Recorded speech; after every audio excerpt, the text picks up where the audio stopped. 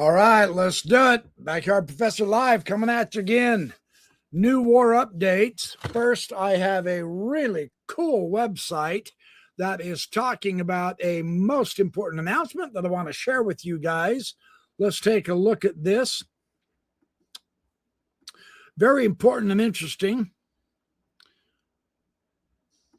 And we aren't going to let Trump stop us from doing this. We, the American people, employed him. He's our employee. Here's why we're doing this. Here we go. Let's take a look. Thousands of No Kings protests are planned nationwide this weekend. It will mark the third No Kings Day and is being billed as the biggest yet. That's right, everybody. It's time to rally the troops and take to the streets once again for the third No Kings March. It is happening this Saturday, March 28th. You can go to nokings.org to find the protest happening in your neck of the woods. And I've got plenty of content for you to share and to get you all fired up, from celebrities to some of your favorite activists. So please hit subscribe to Really American Media right here on YouTube, and then go find us on Substack as well. Now, as you may recall, the first No Kings March was last summer, and it drew about 5 million people. The second march was last October, and around 7 million of us showed up.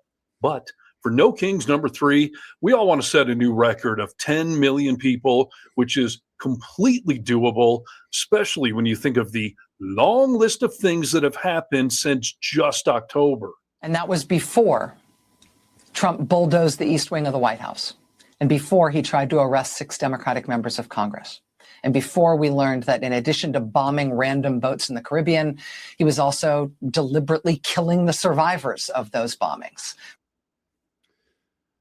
All right, I want to get on to something else real quick in this video clip. How y'all doing tonight? Hey, Oregon Squatch, UFO Busters, that show from Australia.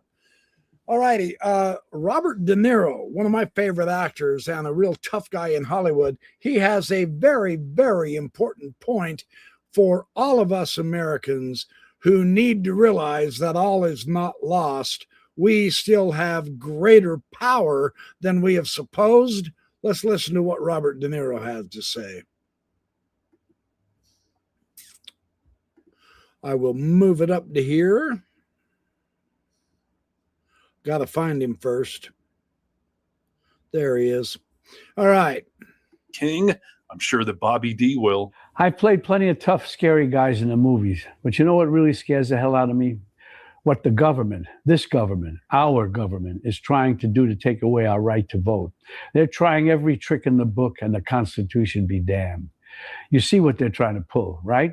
Nationalizing elections, hijacking the state's voter rolls, making everyone re-register with original birth certificates, passports, and other documents, putting Trump's private army on the street to intimidate voters, having his Supreme Court eviscerate the Voting Rights Act, declaring another one of his phony emergencies so he has an excuse to cancel the elections altogether, ending voting by mail, seizing voting machines. The list goes on. And that's just part of the voter suppression already on the table. God knows what else is coming, but something is coming. Why am I focusing on voting when they're doing so many other monstrous things? Because our vote is our power, our voice. It's how we say no to corrupt leaders enriching themselves while they take away health care and support for our most vulnerable. It's how we say no to the tariffs, which we all know is a tax on the middle class, while the billionaire Trump Epstein class get huge tax breaks. It's how we get a responsible Congress to say no to expensive, illegal, and immoral wars. It doesn't matter if you're a Democrat, a Republican, or an independent. No one voted for new wars. No one voted for higher prices at the pump. No one voted for higher prices in grocery stores. No one voted for higher prices in the housing market. No one voted for deporting our good neighbors. And no one voted for government masked thugs shooting down our citizens in the streets. Trump isn't paying attention to what we voted for, but we will get his attention in the November elections. That's why I'm asking you to vote 3 times. First, vote with your feet in the nonviolent No Kings demonstration on March 28th. Second, Vote with your support and presence for whatever is needed to oppose the next abomination of the Trump administration. That could mean helping register people to vote or nonviolently taking to the streets in large numbers so voters feel secure, whatever it takes. And finally, third, vote in the election November 3rd. That is the ultimate goal. But first, you have to vote by joining the No Kings demonstrations. Then second, you have to vote by answering the call to fight this insane administration. And if you don't do both of those, you may never get to vote at all. It's crazy, but it's come to that. So now it's up to you. It's up to all of us. Yeah, you got to love Robert De Niro. And I do. I'm very grateful that he took the time in his busy life to share with us that he's with us. And there's a lot of people who are important in our nation. Every single one of all of us, 320 to 350 million of us, are important. And it's time we begin to vote. So that is really cool. Now, something extraordinary happened today. Donald Trump held a meeting behind closed doors with several different representatives of Congress. And Representative Nancy Mace walked out thoroughly disgusted. And she's a big Trump supporter, Republican MAGA person. And we know why she walked out. Let's take a look at this extraordinary development with Representative Nancy Mace, who has also been big on the UFOs ideas as well. She's been a busy lady. Let's see. Let's hear her share her concerns over what is going on. I want to turn to South Carolina Senator, South Carolina Congresswoman, Nancy Mace. I know, well, yes, maybe. I know you're running, but I want to talk to you about the war in Iran. I know that you were part of a House Armed Services Committee briefing just yesterday. You walked out. Tell us why. I did. I think, the frustration was shared in that room between Republicans and Democrats alike. President Trump, I want to be very clear, has done an excellent job so far. We are winning. We have won. And now I believe we owe the American public, the American people, the men and women we're sending into war, we owe them an answer to the question is, how does this end? And I think there's some frustration between what maybe perhaps the Pentagon is saying versus what the public has been told. And I have grave concerns about the Washington war machine getting us into another 20-year plus endless war. And for what? And I'm unwilling to put South Carolina's sons and daughters on the ground, into battle, in Iran. I don't want that to happen. Do you believe? And she is far from alone in that sentiment. It's about time Congress gets off their asses and starts working for we the people. That is a very encouraging sign. I do disagree with her drinking the Kool-Aid that we are winning this war. None of the military analysts or geopolitical scientists are agreeing with that assessment. But everyone has their own points of view. It's all welcome here. We are testing hypotheses on the Backyard Professor Responds videos. Let's take another look at another clip that I really enjoyed finding. This is one of my all-time favorite channels to go to, Ben at Midas Touch. This channel is the real deal. I really enjoy their views. Let's listen to Ben for a few minutes. All hell is breaking loose as Russia has entered Donald Trump's war against Iran in a big way. Russia ain't hiding the fact that it has been sending drones to Iran along with satellite imagery, targeting data, and intelligence support that has been crippling to the United States. And Vladimir Putin and Lavrov and Yushakov and Dmitriev, the crew that keeps on meeting with Witkoff and Kushner, who keep getting more concessions out of the United States, they're out there bragging and boasting that the United States military bases throughout the Middle East have been obliterated. You want to use the word obliterated, Donald? New York Times is reporting how Iran just wrecked all of America's Gulf bases. Kuwait gutted with collapsed roofs and smashed radar. 17 U.S. sites have been hit in the Middle East region. $800 million or more in damage in weeks. Our troops have basically abandoned all of the American military bases in the Middle East. May I repeat that?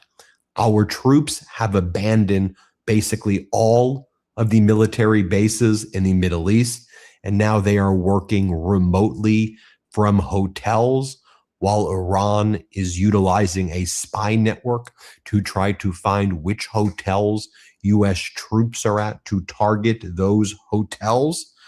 As Anthony Scaramucci writes, a forever basing empire is a $1 trillion liability.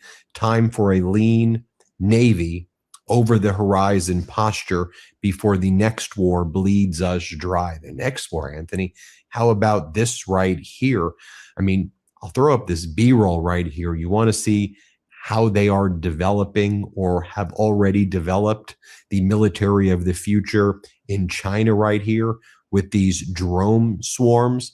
You see, unlike the United States that has continued to build these outdated THAAD and Patriot systems, which we forced on and pushed on the Middle East allies and others, these drone swarms and the drone interceptors, because that's how wars are fought now in 2026, have been perfected by China.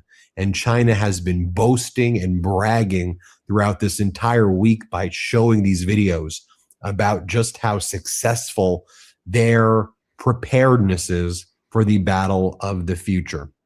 Just take a look at this New York Times article, though, about how successful Russia has been at transferring this data to Iran to target these American bases, while Donald Trump continues to be a Putin bootlicker publicly.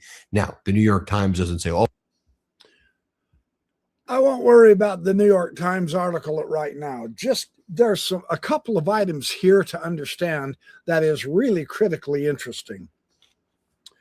Russia is in the war. We are in World War III. There's no question about that. Now the entire world, the only one abstaining right now is China. But that's not true either, because China is working behind the scenes. China is the one that is giving Iran all of the bases information, where the American bases are, where all of the airports are.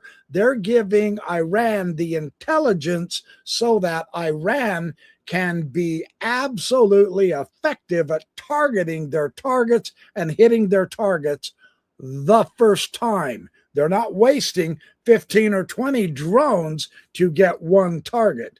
When Iran shoots 15 to 20 drones, they're hitting 15 to 20 targets.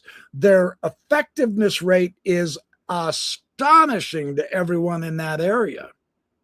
The other thing I wanted to note is all of our American bases are gone. That's the official word. Now, we don't hear this in our Western media. No one in the news says this to you.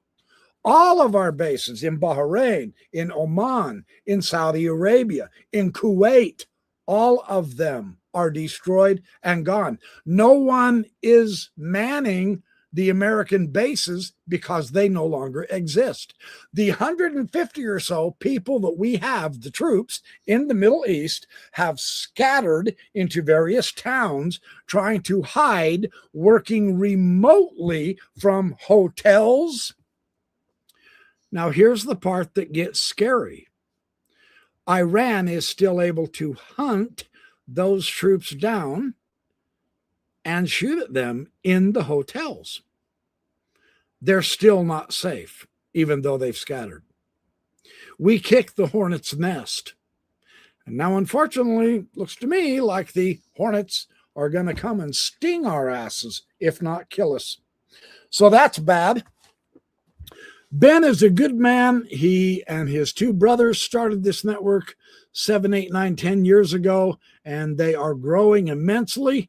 I have always found them to be extremely credible and very important on updates. They do make many, many videos a day throughout the course of the day. Ben works tirelessly. There's times when he goes through for 36 straight hours, it seems, making video after video after video, updating the moment some kind of a conference gets over, or some kind of a bombing happened on Tehran from Epic Fury, or some kind of a transfer of the aircraft carriers. Incidentally, today also, Iran shot several missiles out to the Abraham Lincoln aircraft carrier. And it forced our mighty, mighty aircraft carrier and all of the battleships around the aircraft carrier to protect it. It forced them to go out further 800 kilometers to be out of range of the missiles.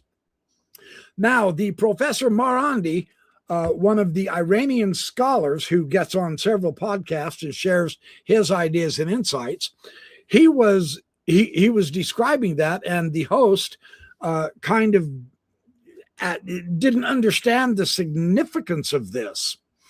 And he said, well, it's really rather simple. Because we missed the aircraft carrier, so why waste those 8 or 9 or 10 missiles? And he says, oh, you don't understand. We forced them back 800 kilometers. That means when the jets come in and bomb us, they have to fly back to the aircraft carrier an extra 800 kilometers distance. Therefore, there are less jet attacks. You burn way, way, way, way more fuel. And the aircraft carrier has to go into India or go elsewhere to fuel up and refuel, and it's out of commission for 5 days, and that's all the less bombing on us. Very, very interesting strategy. And it works because these aircraft carriers are like, what, 10, 11 billion dollars? That's a boatload of money, no pun intended. Each one of the battle ships are several billion dollars. You don't want those being hit by $10,000, $20,000, $40,000 missiles. That would be a disaster. So you have to stay away. So it is true, Iran doesn't want to take over or take on America head to head because our force is too strong. The American military is without question the strongest in the world.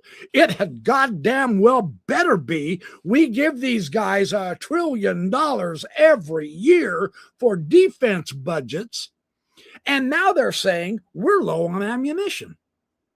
Wait a minute. The last several years we've given them over $1 trillion. You mean in $6 or $7 trillion worth of money, you can't make enough missiles? And they didn't. The missiles are depleted in Israel. The last 2 days or so, the Iranians have been shooting hundreds of their missiles and drones into Israel, and they're all hitting. There are no defensive THAAD missiles going up to stop the Iranian missiles coming in. Apparently, they're out of missiles. Israel is completely naked on the ground right now, and it is getting pummeled with hundreds of missiles. And that's unfortunate.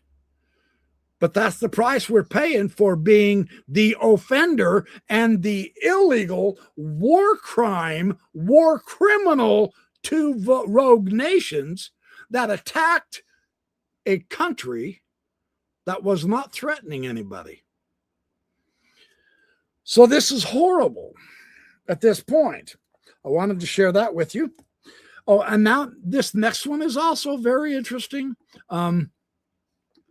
This one is a different, I do watch this one not as often, but like I tell you, and I'm going to tell you again because there are some people who just don't get it, I do watch all sides in this conflict. You have to, because let's think about the logic here. Both sides, the American government and the Iranian government, both sides lie. There's no question about that. So who do you believe? Well, none of them. What we have to do is test.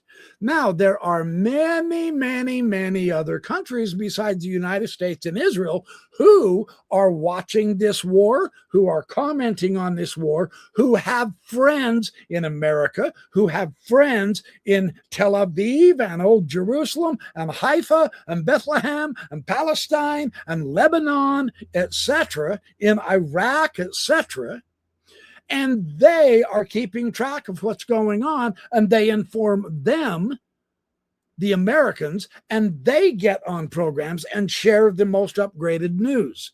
So just because you look at a source doesn't mean you're getting the total truth. Realistically, you're not. We can't just trust any source. You can't trust any of them. But you can compare and cross-reference and cross-check what they're all saying in order to get some sort of a rounded out idea of what's going on. And that is how I conduct my research in the war. Because, you know, the old saying, the very first thing that is sacrificed in war is the truth, right? So we're not going to get it from any one source. And then, of course, Israel is very, very heavily in censorship. They'll throw you away in jail for 10 years if they catch you videoing anything at all. So, and the Western media bias will only give you information that is favorable to Trump. Anything else is absolutely taboo. So you have to weigh and balance all of the various biases and lies and contexts. That's all I'm doing here. With this Al Jazeera English, let's take a look at these guys.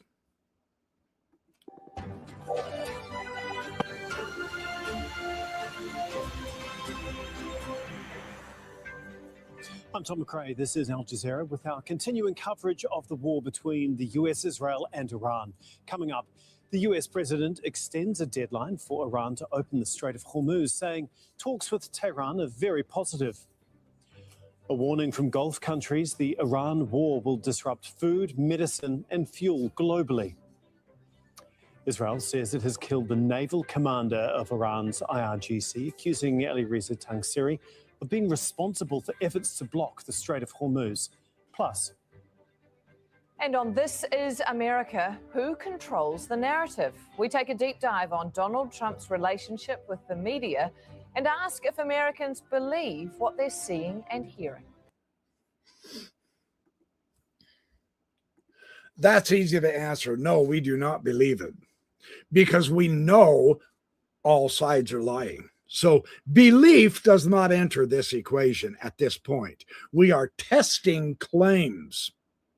That's what I'm doing anyway. And I'm finding that's very helpful, because when we share information from one news source that really ticks off 30 or 40 million of us because we don't like that information. So if you scream bias, then you miss the point, because other news elements might also have that same information, thus confirming it was accurate, even though it came from an Iranian source, or even though it came from an American Western biased source. I have found this every day in my research, absolutely every day.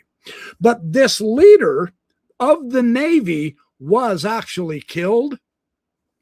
The response Iran gave would blow our minds if we could actually see the extent of what they did. I have a small clip I'll show you here, but it's pretty impressive and amazing.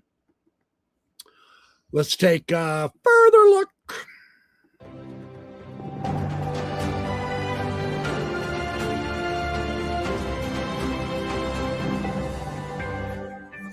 nearly a month into the war between the US, Israel and Iran, Washington is sending mixed signals, talking about diplomacy, while continuing to build up forces in the region. President Donald Trump now says he's delaying a possible strike on Iran's energy sites. In a post on social media, he said he will give Tehran another 10 days to open the Strait of Hormuz. All right. That is good news on one hand, because tonight was the night of the deadline that he had extended previously from the first of this week. So we were going to have seriously bad exchanges tonight. Trump tacoed, and he said, all right, I'll give you another 10 days. Well, what's he doing?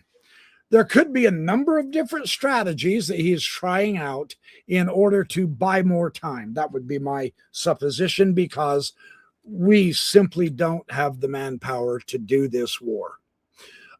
Representative Nancy Mace, whom we just saw a few minutes ago, is absolutely correct. We do not support boots on the ground. They will be slaughtered, absolutely wiped out. It's no good. It doesn't matter how many special forces you send in, 2,500 or 5,000, they are going to be completely annihilated. It's going to be a slaughter, and I don't want that to happen, but that's what it's going to happen. Do you know why? It's very simple. It is a simple math calculation. Iran has active warrior fighters right now, 610,000.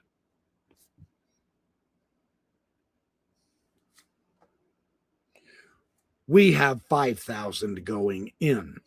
And now see, this is assuming perhaps that they're going into, Karg Island has been a big conversation point.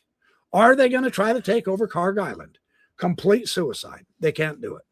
Are they going to land elsewhere? Complete suicide. They can't do it. Here's why. Look, all you have to do is just think logistically for just a moment. Okay, the Osprey helicopters, the ones that tilt their propellers up, they can carry 24 troops. 24 to 28. 28 would be pretty crowded, okay? So 24 troops, 25 troops. That'll make my math easier. Thank you. 25 troops apiece. We have 5,000. So that's what? 25 times 25 is about 4,000. 25 to 30 of these Osprey helicopters flying our special ops and our Marines, etc., into Iran. Now, they don't fly fast. And everyone who knows anything, just a smidgen of military history, know that the helicopter or the Osprey is unfortunately the most vulnerable craft in the air. They don't fly fast. They certainly can't maneuver very well. They're too big, too bulky, too awkward. And carrying a full payload of 24 to 28 Marines, no, you're not going to be flying in very acrobatically at all. Now, every analysis I have seen so far from Lieutenant Colonel McGregor, other colonels, other generals, former retired generals and military men, the captain that I watch a lot, one is a CIA director, another one was a weapons inspector, etc. Absolutely every analysis from the American side. I'm not even looking at the Iranians yet. Their response is simple. Come on in, America. And you will weep the day we send them all home in body bags. So they've got their stance. Okay, they've got their point of view. Okay, let's hear what the American analysis is. Without any conflict whatsoever, their analysis is all pretty uniform. Here's the situation. Of the 25, say 30 of the Osprey coming in, that's going to drop these guys off, 60 to 70% of them will be shot out of the air before they can even land. 60 to 70% gone before they even get boots on the ground. I mean, the Iranians are not going to be sitting there watching their television, eating their hot dogs until the Americans fly in and land and get everything set up and all that. Now, come on, let's be real. They have hundreds of thousands of drones and guns and missiles assuming it's Karg Island, this is their most strategic point for exporting their oil. So it's realistically the most compacted with protection. They're not going to leave one 19-year-old kid with a samurai sword on a slingshot to shoot the ospreys out of the sky, right? It is going to be an attack from the moment the osprey get on radar. And the Iranians already know all of the Marines are coming. They are waiting for them. There's no surprise here. Doesn't matter whether they come in dark or daytime. That's irrelevant at all. The Iranians will see them coming in. 60%, okay, so that leaves 40% to land. And of that 40% that lands, another 20 to 30% of them will be destroyed before any Marines even jump out. Of those that survive and the Marines jump out, they will simply lob over 500 missiles, 500 drones, and they'll have bullets and guns going absolutely non-stop. So you say, okay, well, maybe it's not such a good idea to bring them all in on the ospreys. Good point, fair point. Let's say we do half of the ospreys because we know that there's going to be paratroopers coming in. And their specialty is paratrooping. Okay, so that plane is going to fly quite a bit higher than the ospreys because the ospreys have to come all the way down and land, or they have to stay relatively low to let them out and parachute. What if a bigger plane goes higher to let them parachute in? Okay, so what do you think the Iranians are going to do? Here's the bonus question for those of you who have an IQ over 69. What do you think those paratroopers are going to do when they jump out of that plane that is much, much higher? They're going to float down slowly on a parachute until they land safely and happily ever after, right? They're sitting ducks. They will be shot while they're dropping with their parachute. And here's the other point. This is why I think Karg Island might be kind of a head fake, which would be a good move. They're not going to take Karg Island. I don't care if you have 10,000 special ops. They won't take and hold Karg Island. They can't. They can't. Quit fantasizing, Donald, and start looking at truth and reality would be my suggestion, because here's what happens. If you survive, let's say absolutely every one of them, for whatever reason, actually survive into Karg Island. And we've got 10,000 of our best. Yes. And they get set up.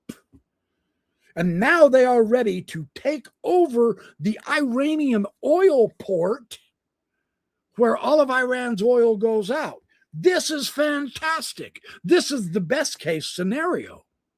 And let's say, just for kicks and giggles, that absolutely every plane gets away that dropped off the parachuters, and every osprey got back out, and none of them got shot down. Okay, now we're cooking with gas. During the day, it gets to be about 111 to 120 in that part of the world. Assuming that a box of ammo holds 500 shells for their guns. Those weigh about 40 pounds. Let's assume that our special forces are close to Rambo squared power and strength, and they can carry, say, 5 of those boxes of ammo. 40 pounds times 5 is 200 pounds in that backpack. But you've also got to bring water. You've also got to bring food, etc. So let's say they are just superhumanly, powerfully magnificent, and they can each carry 300 pounds. And let's say by a luck of the draw, because no one shot down the Ospreys also could parachute out 50 boxes of nothing but ammo, grenades, bullets, etc. And now you're loaded for bear. You're on that island. We own the island, and we're going to stop your oil, and we are going to open the Strait of Hormuz. Well, Karg Island is many, many, many miles to the north of the Strait of Hormuz. In such a gunfight that will absolutely occur, you can shoot through 3,000 to 5,000 bullets a day. Easy. Oh, very easy. Oh, very easy. If they were to carry 2,500 bullets in their backpacks, not counting the big chests of weapons or ammo that was dropped to help them, you would shoot your backpack worth each inch on just day one. You would shoot through that trunk probably through the next 2 days per trunk. Let's say they were able to drop 20 trunks. That leaves you 40 days. Well, that's not bad. That's not bad. Come on, give us credit. Our special ops are badasses. They're very good at what they do. There's no question about that. That's why we value them so much. So you're there for, a couple of weeks. What are you going to do for safety, though? There's 5,000 of you and 610,000 of them. Now, of course, they're not going to send all 610,000 to that area. They've got the rest of their, country to protect, right?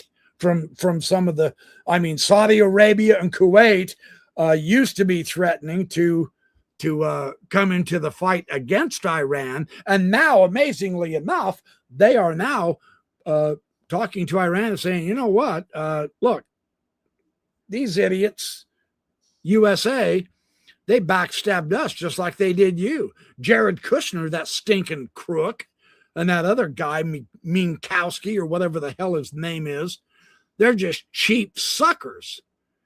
We're going to come and fight with you. And then there goes Saudi Arabia and Kuwait and whatever else. Iran would like that. But the water situation is the bottleneck. They'll run out of water in just a couple of days. 5,000 men? Think about this. 5,000 men. If I remember correct, in the Iraqi war against Iraq back under George W., they did an interview of the army people, and they said, we have to drink a gallon of water per hour here. Per hour. 5,000 gallons of water per hour. They'd go through that pretty flippin' fast. And how are you going to refurbish them? Fly back in? By the time they've been there for a week or two, they would have the whole place saturated with rocket launchers and rockets and drones and people with guns shooting at them, right? But the downside of all of this so-called strategy, they could just simply destroy Karg Island. And you say, yeah, but that's not very economically effective for them. I mean, they've got a boatload of oil storage on that island. They're not going to destroy their own oil. This is where we misunderstand the Iranian mindset. This is an existential war for them. They have to survive because they realize that it is their very existence that they are fighting for. And so to temporarily lose all of that magnificent oil storage on Karg Island and to decimate the island is just fine if it helps us survive. So if we landed everybody on Karg Island, all they have to do is blow it up. Game over. It wouldn't take them one day. There's no scenario where we win with boots on the ground. None. None. I'd like to see a decent scenario if someone knows one, but you have to deal with 600,000 Iraqi warriors. You have to recognize that they still have over 80,000 missiles, and I'm talking many of those missiles are 2-ton missiles with a 2-ton payload. You guys, that doesn't blow up a hole 3 feet deep and 4 feet around. I got news for you. A 1-ton missile is an absolutely enormous, powerful explosion, but that's not the deadly one. It is the cluster bombs that are the terrifying ones because they come zipping in at hypersonic speed, and then all of the little clusters of explosives spread out, and it all falls to the ground, and the area of coverage can be absolutely enormous. It could kill thousands with just one of those, and they have thousands of them. So that's not a good situation. So anyway, that's what I've heard as far as the military logistics and the analysis of, well, how do you feed these guys? Water is the critical key. Water. Without water, you're not there for more than 2 or 3 days. And you can't pack in enough water to stay there for a month. And I promise the fight will have to be more than a month. You think I'm kidding? Look, we have 3, possibly 4 aircraft carrier fleets out in the ocean. We have jets coming in all the time, bombing the heck out of them. And we still haven't achieved any of the original objectives at all. The Strait of Hormuz, after 1 month, remains closed. Sure, we've killed the Ayatollah Khomeini. They simply replaced him with his son. They've separated out the leadership in 37 different spots. You can't kill the Hydra. You lop ahead, another one shows up. You lop ahead over there, another one grows out. Oh, you lop ahead over there, another one grows out. They decentralized it so that they always have their government. So no objectives have been accomplished, and we're blowing $2 billion of our money, you and me, and we could be using that money to something far more useful for America. They can't seem to find the money for health care or any Medicare or anything for the American people because they don't care about us. But they can sure find $200 billion for a frickin' war. You see where their priorities are?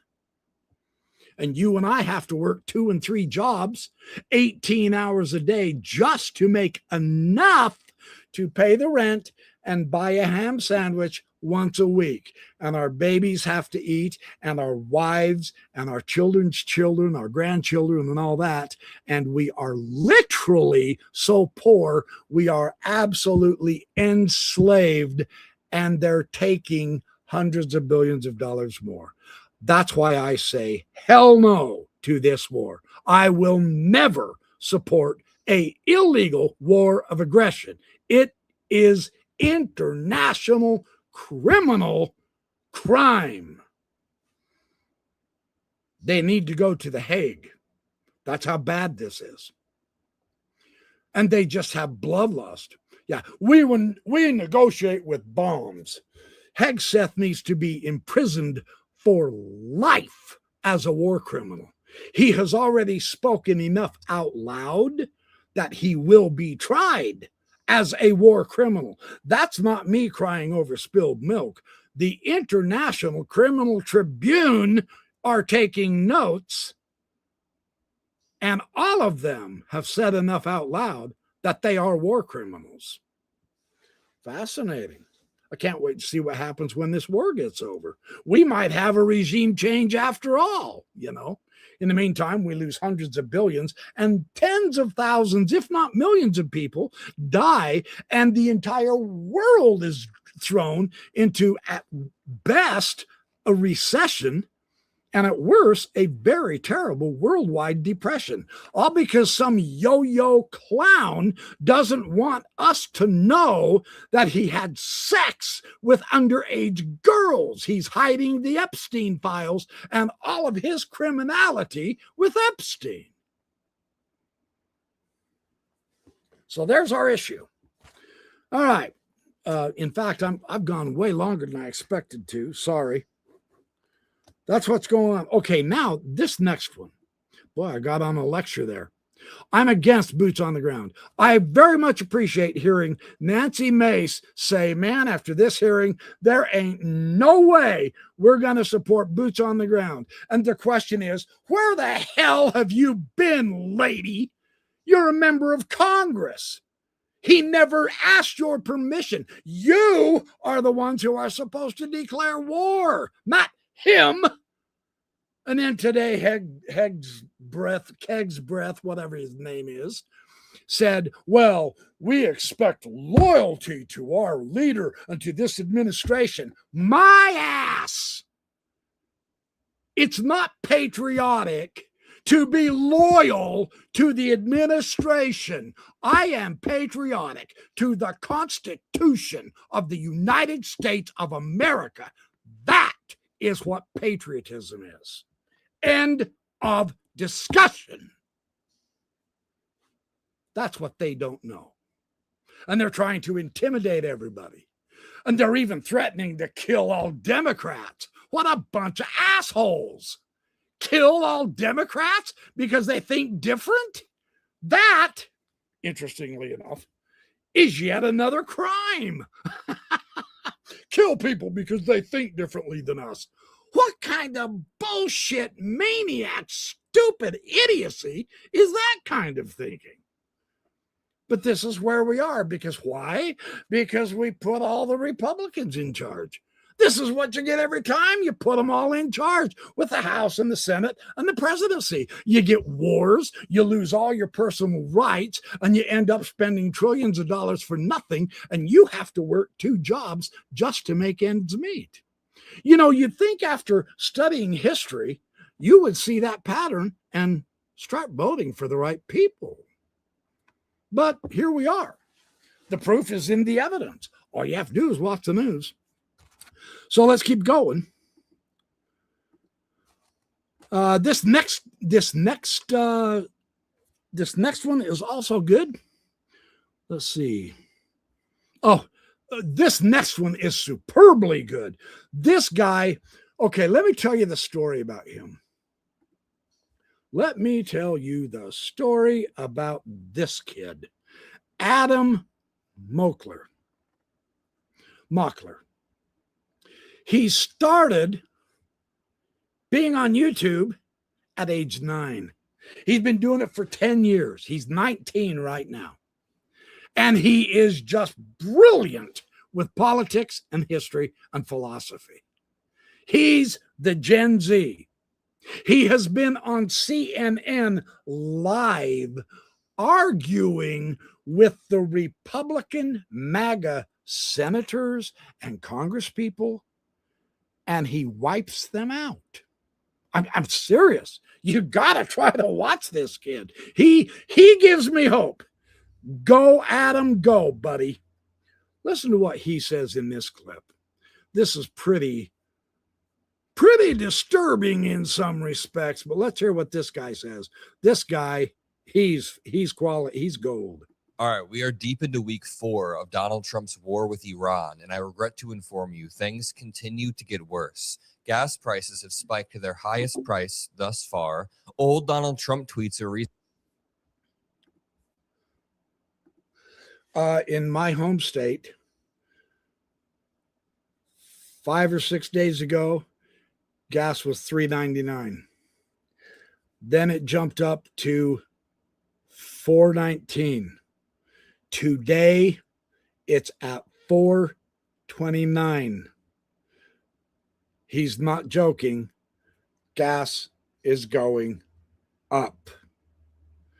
And it won't come down for a very long time. Is this what we voted for? Don't look at me, man. Don't look at me, dog. I didn't vote for this. Not even. Let's keep listening. He has some very interesting things to say. resurfacing that perfectly predicted the situation, and Trump is actively moving thousands of new troops to the Middle East, some from the 82nd Airborne Division, which is not just a waiting force. They don't just sit back and wait. That is an attacking and occupying force. Let's back up and start off with this post from 13 years ago when Donald Trump himself said, quote, "Remember that I predicted a long time ago that President Obama will attack Iran because of his inability to negotiate properly, not skilled." Well, now we have reports that the Iranians only want to negotiate with JD Vance out of everybody. They don't want to talk to Kushner and Witkoff because they feel betrayed. They feel like Kushner and Witkoff were stringing them along and allowing Trump to repeatedly bomb, or at least Netanyahu to repeatedly bomb. It feels like Netanyahu is really the one that wants to extend this war. If I had to guess, Trump wants it to be quick. He wanted it to be in and out. He wanted it to be like Venezuela, where you chop off the head and the rest of the body falls in line. But that is not what we're seeing at all. What we're seeing is an extended, elongated war because the IRGC is so incredibly entrenched in Iran that the only way to do this is through a ground war. And it seems like that's what we might be lining up for. But to continue, I want to show you some more posts from Donald Trump. In 2011, he said, in order to get elected, Barack Obama will start a war with Iran. At Barack Obama will attack Iran in order to get reelected. I predict that Barack Obama will at some point attack Iran in order to save face. And then he said, remember that I predicted a long time ago that Obama will attack Iran. Come on, dude. I mean, it even goes far past that. I pointed out recently, it's crazy how Trump has an oracle-like instinct to predict his own presidency through made-up criticism of Obama. And it's a tweet from 2016. It says, while our wonderful president was out playing golf today, the TSA is falling apart just like our government. Airports, a total disaster. Fast forward to 2026, Donald Trump is quite literally golfing while the TSA has not been paid for, I think it's like 38 days now, maybe even a little bit more than that. But to back up, here is the 18-month average retail price chart for regular gas in the United States. The spike has not eased. We are continuing to hit new highs. We are at $4 across the entire country on average now. And this brings me to Donald Trump's meltdown throughout this morning. I mean, while we're at war, Donald Trump and the White House account have been posting these random vague videos, then deleting them. Pure hypocrisy. Total Trump hypocrisy. I saw somewhere recently that he has golfed so often in this second term that it has cost American taxpayers. Are you sitting down? Sit down on your butts. Yo, dog, you're going to want to sit for this. Seriously. $149 million from our pockets so he can go golf. No joke. Yeah. And TSA is being swindled out of their money because of Donald, and so on and so forth. He claimed Barack Obama would do all that stupid bullshit, and he didn't. He claimed Joe Biden would do all that bullshit, and he didn't. Now that Trump does do this, and it is an absolute unmitigated disaster, he's bragging and saying, well, I'm the only one that has the courage. I'm the only one that was brave enough. I have all of the cards. Everyone knows that I'm the greatest president in history. Now he's bragging that he did it. And it is the most unpopular war in American history. And Donald Trump today officially became the most unpopular president in American history when it comes to the economy. Kyle Kulinski has a video on that today. So, yeah, way to go, dumbass. Let's keep listening to Adam, though. This gets good. He is so sharp. Let me back it up just a little bit. Meltdown throughout this morning. I mean, while we're at war, Donald Trump and the White House account have been posting these random vague videos, then deleting them. And early in the morning at 5 a.m., Donald Trump was posting, quote, NATO nations have done absolutely nothing to help with the lunatic nation, now militarily decimated, of Iran. The USA needs nothing from NATO, but, quote, never forget this very important point in time. Is he invoking 9/11 during this? 9/11 is the only time Article 5 of NATO has been invoked, and all of our allies, Europe, Canada, they came and many of them died. United Kingdom, many people died fighting our Middle Eastern wars, and now they're just saying, hey, we're not going to go on a suicide mission when you've been bullying us and threatening to seize Greenland for the past year, man, and we're not going to help you with this. That's not how Article 5 works at all. On top of that, you have to remember, when Donald Trump says they're militarily decimated or that we've won this war, that can be proven wrong by the fact that we can't even get a single ship through the Strait of Hormuz. If the war were over and if Iran had no military capability, we would be able to easily get ships through, or at least escort ships through the strait, but we cannot. He then says, when is, quote, enough, end quote, for our Republican senators? There comes a time when you must do what should have been done a long time ago, and something which the lunatic Democrats will do one day. Lunatic Democrats, if they ever get the chance, terminate the filibuster and get our airports and everything else moving again. Lord have mercy. I need my coffee reading these early morning Trump meltdowns. By the way, make sure you drop a like and subscribe to the Adam Mockler feed. We're getting closer and closer to 2 million subscribers, which would be a record for Gen Z built independent media. But to continue, he said, terminate the filibuster and get our airports moving. Okay, there's already a bill to fund TSA that is on the desk of Congress, and Donald Trump told Republicans to shoot it down. Number two, terminating the filibuster is so incredibly radical that it's basically in line with everything else Trump wants to do. And the Republicans in Congress are the only people, thank God, holding the line on this, saying we're not going to do that, because they understand that in like 10 months, Democrats would take power. And if the filibuster is terminated, we would have carte blanche, the ability to do anything we effing want. We could just justify it because the Republicans terminated the filibuster. Oh, heck. The joy of politics, huh? Yeah, that's fun stuff. This kid is good. I will have a chance in future updates, maybe even tomorrow night, to share more of this young man's absolutely astonishing analysis. This boy is brilliant, and I don't call him boy as an insult. To me, he's a boy, but boy, he's got it here. I'll tell you what, it is very impressive. And then let me see. Oh yeah, I've got to show you this one last one, and I will show you the power of the Iranian missiles hitting Israel. Now, this particular video is one of the many dozen that come out of the cluster bomb that they have built in their rockets, okay? So this is just one BB of many hundreds that come out. Look at the power of this thing. It's pretty eye-opening. You kind of go, ooh, don't be anywhere near those when they strike. Here we go. Let's take a look at this. This is pretty astonishing. An intense wave of strikes in Israel this morning, with Iran claiming 70 targets were hit. Israel now also claiming they killed another key member of the Iranian government, the man who closed the Strait of Hormuz. ABC's Olivia Rubin has the details, plus the latest on negotiations to end the war. Today, unrelenting Iranian strikes raining down on Israel. Officials there saying 5 waves hitting in just 2 hours. New videos showing the moment one strike blasted a residential street east of Tel Aviv. Officials saying 6 people injured.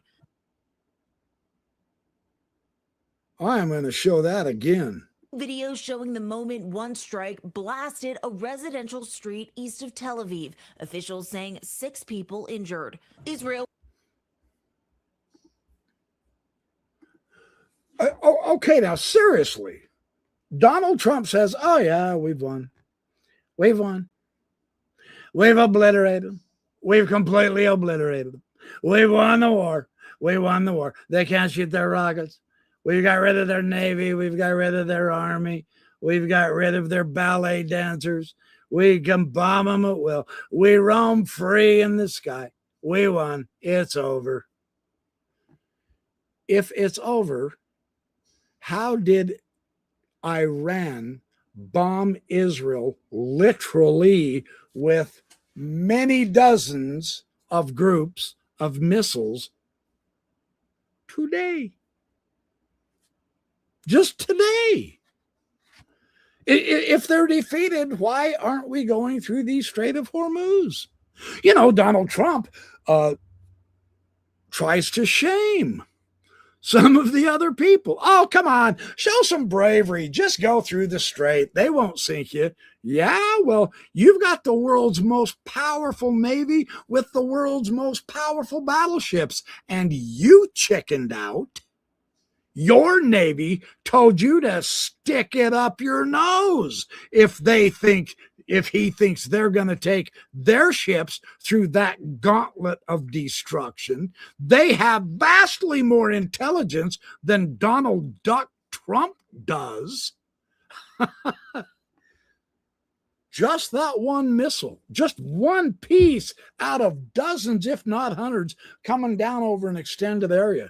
Those are pretty deadly missiles they're shooting. So, you see, on the one hand, we hear Donald Trump bat his gums and smack his lips and scream that he's won. He's won. I'm glorious now. I'm the greatest president of the whole world. Everyone acknowledges my greatness. I mean, I'm going to be building a ballroom. Look at the golden curtains. Look at the golden curtains. Aren't they going to be beautiful? Aren't they going to be beautiful? And yet we see videos of hundreds of missiles and drones nonstop, day after day after day. So that's the news update today. I will come back tomorrow with more, because something new and interesting happens literally every day in this war. Unfortunately, we're closing in on a pretty difficult time coming up for us economically and financially, and I will bring that in to my analysis and share you ahead of time so that perhaps you can do something to try to prepare for it. But so far as I can see, and so far as all of the analysis I'm seeing, whether it is from the Iranian or the American independent media, this is information that the hired Epstein class media of CNN and Fox and CBS and ABC and all of those won't tell you, because they're told what to say. But the independent analysis shows that the direction we're going is not good. And I'm so sorry to be able to say that, to have to say that, but it's not good. So more coming tomorrow night. Thanks for joining me. Hit the like and subscribe. Hit the notification button. That'll let you know when I get another video up, or when I'm back here on live. I will catch up to you just as soon as I can. I hope all of you have a great night, and I'll see you again soon. Thanks for watching.